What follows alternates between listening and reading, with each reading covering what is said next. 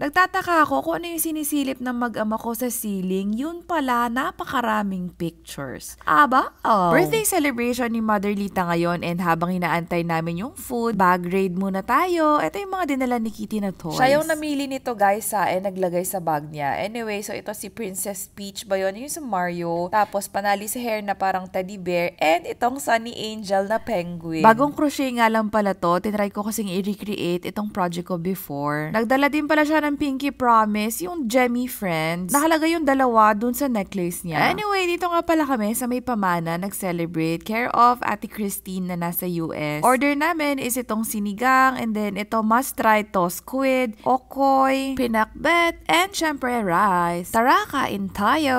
Thank you, everyone! After namin kumain, nagpunta pala kami sa arcade. Ilang araw na kasi to nire-request ni Kitty, kaya pinramis namin, sige sa birthday ni Lola, mag-arcade ulit tayo. And grabe, pagpasok namin, hindi maintindihan ni Kitty kung ano yung uunahin niya. Pero ito, pumunta kami sa parang claw machine, tapos golden egg. Nung first try namin, wala kaming nakuha. But nung second time, meron kaming nakuha na golden egg. Ang laman pala niya is mga candy, tapos ticket. After no, naglaro pala sila nitong Nerf game. O, diba? Pati si Ate Lee, nag-enjoy na nga. Aba, nakailang swipe din pala kami dito sa claw machine na mga stuffed toy, and wala, sobrang hirap talaga.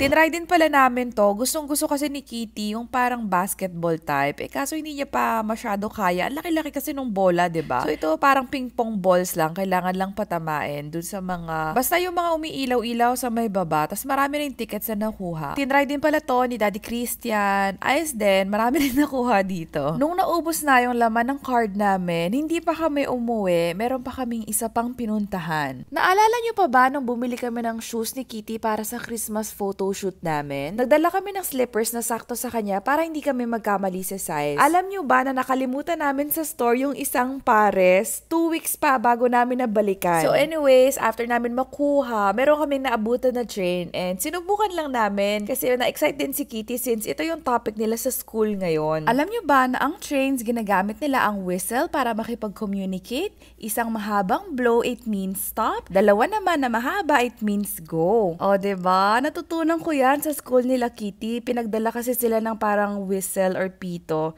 So, isa pala yun sa mga activities nila. Anyway, so ayun, balik na nga tayo sa birthday celebration ni Lola Lita. After namin, dun sa arcade, nag-request siya na mag-trains ulit. Tayo namang mga parents and grandparents, makita lang natin na happy yung mga anak natin and mga apos, diba? Happy na rin tayo. Natatawa nga pala ako dun sa isang ride ni Kitty. May paggulong-gulong pa nga.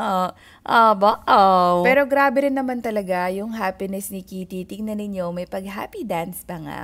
Sinubukan din pala naman itong parang gashapon. Ano bang tamang term? Anyway, so 14 coins yung kailangan. Tapos, papaikot-ikutin mo lang siya tulad ng pagpapaikot niya sa'yo. Huy! Tapos yun, makukuha mo na yung prize. Binigay pala namin kay Kitty, kaso parang lowbat na yung player natin. Kaya pa ba today, Kitty girl? Aba, Before umuwi, nag-dessert pala muna kami nitong yogurt. And nakilala tayo nila ate dito, nanonood daw sila. So, shoutout sa inyo. Thank you sa pag-watch nyo sa amin. Tapos, ito pala yung nakuha natin kanina. Pagka-uwi namin, nagpa-order pala si Kuya Kit from Canada nitong dinner namin. Sobrang dami namin nakain today. Thank you so much, Kuya and ate. Tapos, nung sleeping time na, ito si Kitty, minamassage si Lola. Oh, so sweet. Happy birthday, Lola!